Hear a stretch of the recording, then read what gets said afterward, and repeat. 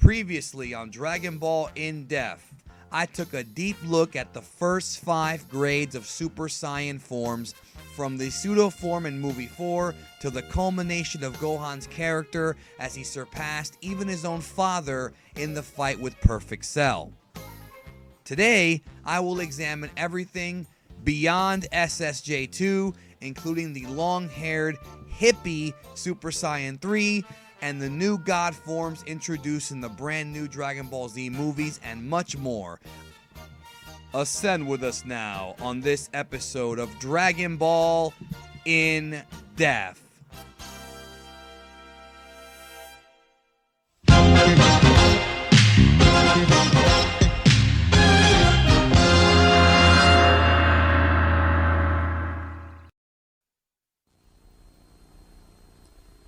この放送はご覧のスポンサーの提供でお送りします。I'd like to start this episode by focusing on one of the most popular of the forms, and it's not even canon.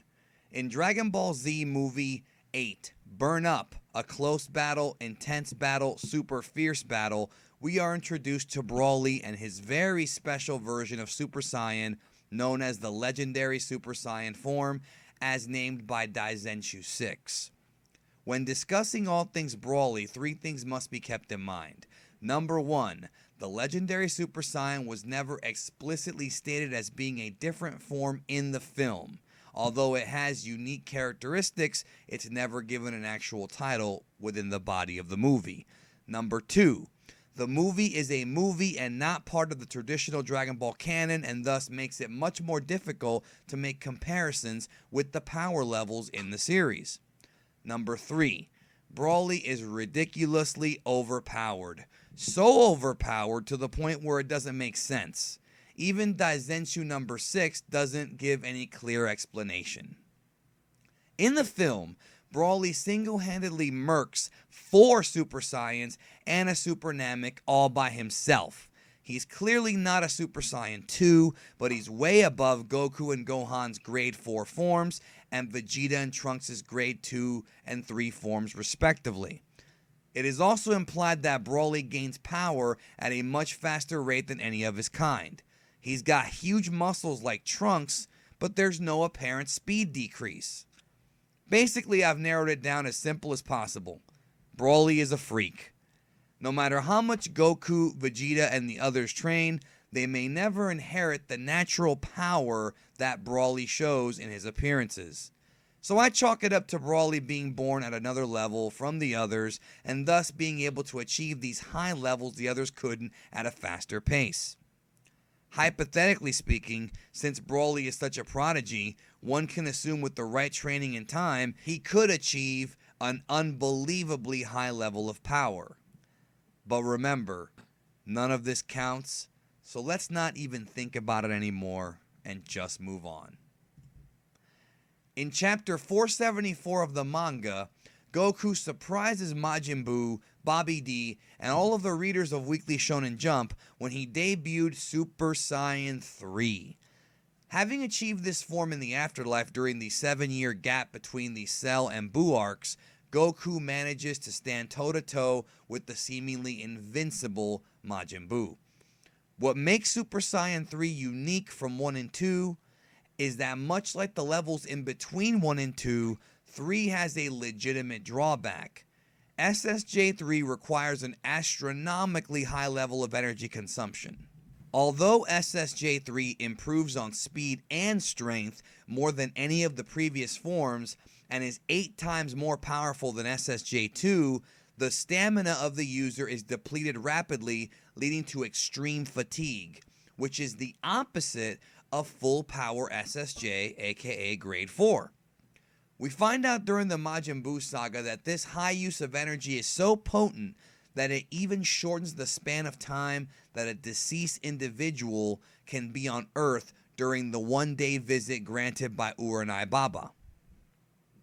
Later in the Buu saga, a revived Goku pushes his body to its absolute max and suffers a complete burnout of power.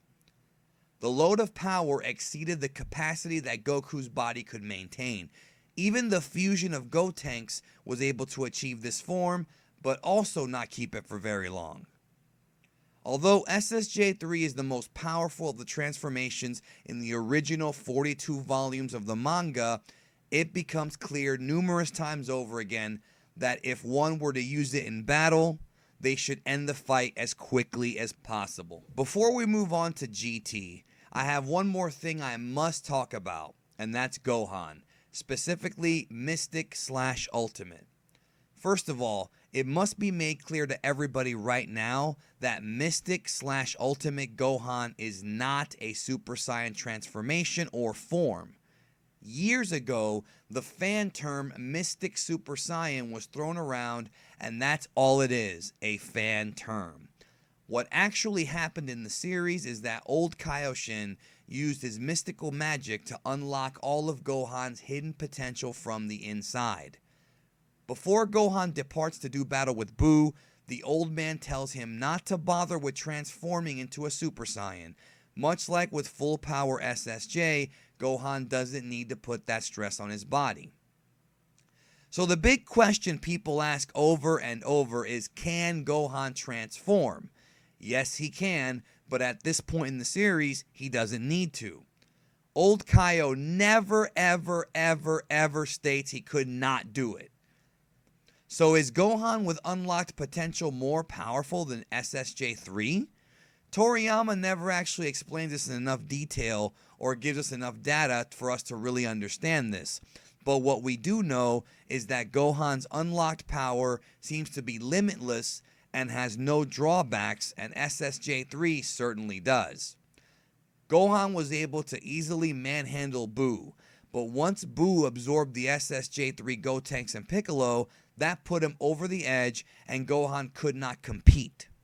Was it because of the SSJ3 power-up or the combination of all the absorptions plus Buu's power? Obviously, with the recent events outlined in Fakatsu no F, Gohan somehow lost the old Kai's upgrade, perhaps from not training his body to maintain it, and it's considerably weaker than before. It kinda sucks that the kid, who was once seen as Earth's only hope, became a nerd, but I guess that was his destiny. Dragon Ball GT brought us a couple of new forms and a couple of throwbacks.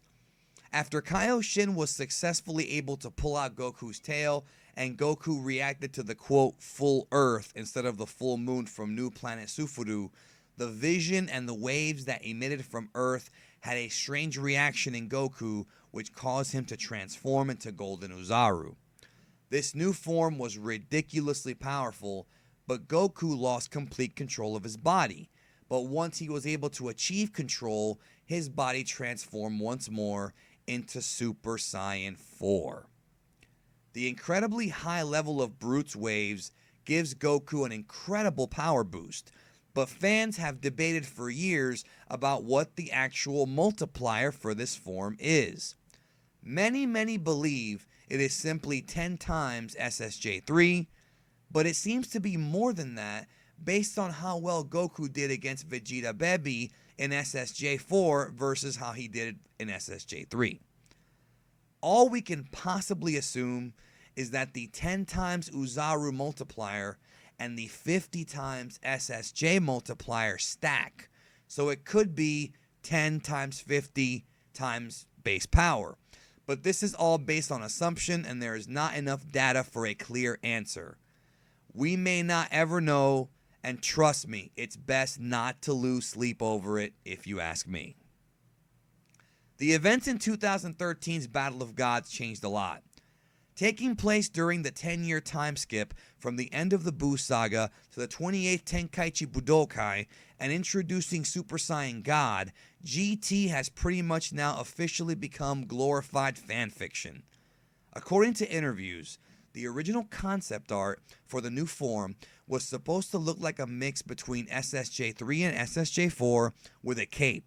We have yet to actually see this art, but there is fan art that closely resembles what it was supposed to be. In Battle of Gods, Beerus wipes out SSJ3 Goku with 2 hits in what was possibly the most one-sided fight in the entire series. Beerus was told by the Oracle Fish that there was a Super Saiyan God who would appear. After summoning the dragon on Earth, the Z Fighters discovered the legend of the original God and how to unlock its power. Even though Beerus at 70% was still much stronger than Goku in his Super Saiyan God form, Goku was now able to compete with Beerus in combat and actually absorbed some of the God power into his body, which actually gave his SSJ-1 form a tremendous boost of energy. With 2015's revival of F, Goku and Vegeta reveal another new transformation, which has been titled by many as Super Saiyan God Super Saiyan. This form resembles SSJ-1, but with blue hair and a blue aura. Goku tells Frieza in the film that it is Super Saiyan God with the power of Super Saiyan.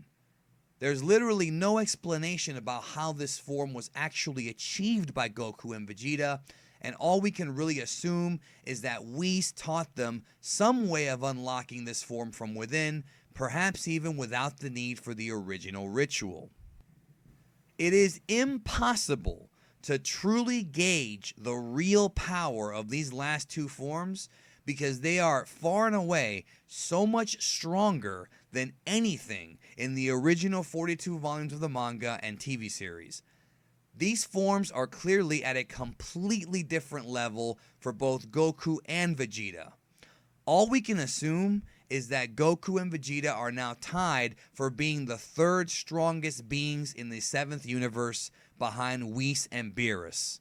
And they may have even surpassed Beerus. Who knows? So that does it for this edition of Dragon Ball In Depth. What does the future hold for the Saiyan warrior race? Will future movies and product unlock new powers and new forms and new colors?